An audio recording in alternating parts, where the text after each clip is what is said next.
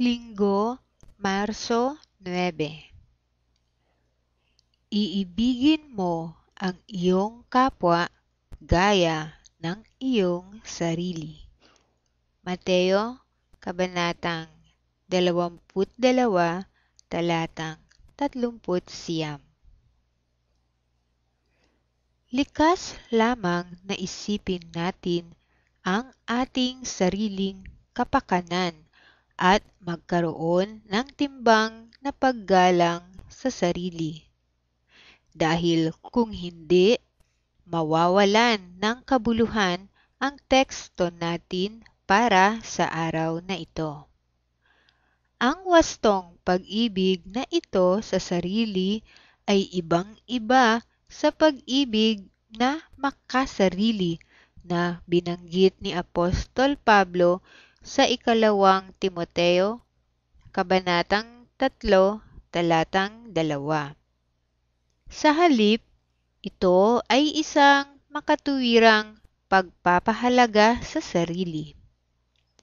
Inilarawan ito ng isang scholar ng Biblia bilang timbang na pag-ibig sa sarili.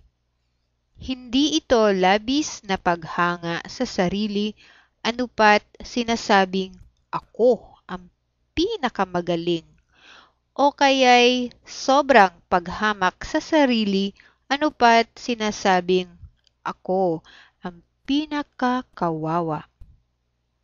Ang pag-ibig sa iba, gaya ng pag-ibig natin sa ating sarili, ay nangangahulugan na ituring natin ang iba kung paano natin nais na ituring nila tayo at pakitunguhan natin ang iba kung paano natin nais na pakitunguhan nila tayo.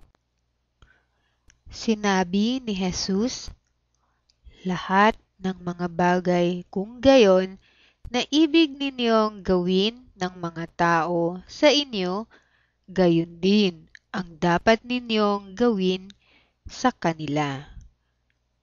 Pansinin na hindi sinabi ni Jesus na pag-isipan kung ano ang ginawa sa atin ng iba at pagkatapos ay gayon ang gawin natin sa kanila.